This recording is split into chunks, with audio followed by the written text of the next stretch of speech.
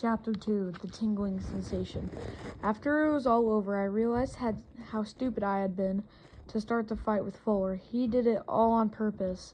I realized he was probably afraid that I was going to get a hit and drive in both runs. He knew that if I started a fight with him, the game would be forfeited and his team would win.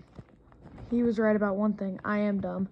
Sometimes I can't control my anger. I lost it, Mom, I said to my mother as she held an ice pack against my head. I'm sorry. My mom is a nurse at the University of Louisville Hospital. She made a splint for my finger and gave me a speech about controlling my temper. I didn't want to face the kids at school the next day after making such a fool of myself. I brought up the idea of staying home, but Mom shot it down. Nice try, Joey, she said, but you're going to have to do a lot better than a sprained pinky. Louisville is in Kentucky, about 75 miles west of Lexington on the Ohio River. The Louisville Slugger bat was invented here. Kentucky Fried Chicken started nearby in Corbin. Kentucky fought on the South Side during the Civil War. There was slavery here. It was a terrible thing, of course.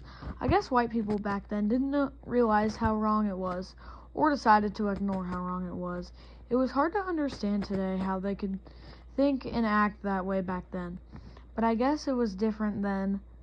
It was a different time, and people had different attitudes. These days, my class at school is a mixture of white and black kids, and we get along pretty well. I'm white, most of the kids are. I know are white, but it's not out of prejudice or anything. I don't think it is. Anyway, black kids make friends with mostly other black kids, and they hang together. That's just the way it is. I'm bringing all this up because February is Black History Month. Most of my teachers were making this a part of our studies. Miss Levitt, my history teacher, shushed us when we sat down for class on Monday morning. Who wants to win a prize? She asked. Ooh, we all moaned, waving our hands around to attract her attention. You're going to have to give me an oral report, she added. Everybody groaned and put their hands down. I want each of you to choose a famous African American, she said as she walked around the room, passing out a sheet of paper with names on it. I want you to do research on that person's life and do a report on him or her. You will have plenty of time. The report's not due until May. There will be a prize for the best report. What's the prize? Somebody asked.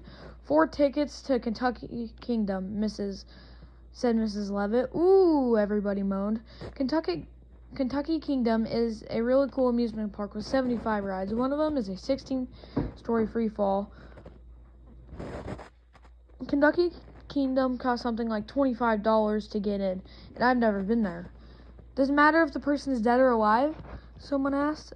A few kids in the back of the room laughed. No, Mrs. Levitt replied, but I don't want you to write about a player on your favorite sports team. She glanced at me. She knows I'm a sports nut, and I'm always trying to get away with sneaking sports into my schoolwork instead of the stuff we need to learn. Like in math, I convinced Mrs. Levitt to use batting averages to help us learn multiplication and division. In music, I always ask if we can sing sports songs. In art, I'm always drawing pictures of athletes.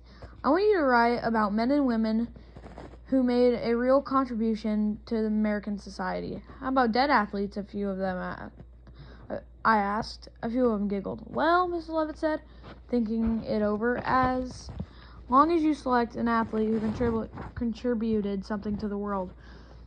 What if they're retired but not quite dead yet? I asked. Joe, she said sternly. You know the assignment. I scanned the list that she had handed out. Frederick Douglass, Marion Anderson, Langston Hughes, Howie Wool. The kid behind me slipped me a note. Did Langston Hughes play for the Lakers? I scribbled he was a poet, Einstein, and passed the note back to him. Then I continued going down the list. Benjamin Banker, W.E.B. Du Bois, Paul Robson, Soy Jr. Truth, Booker T. Washington, Jackie Robinson. Jackie Robinson, the baseball player. I could go back in time and meet Jackie Robinson, I thought. I didn't know much about Robinson. I remember reading a book of on the back of some baseball cards. The African-American player was banned from the major leagues about 60 years ago.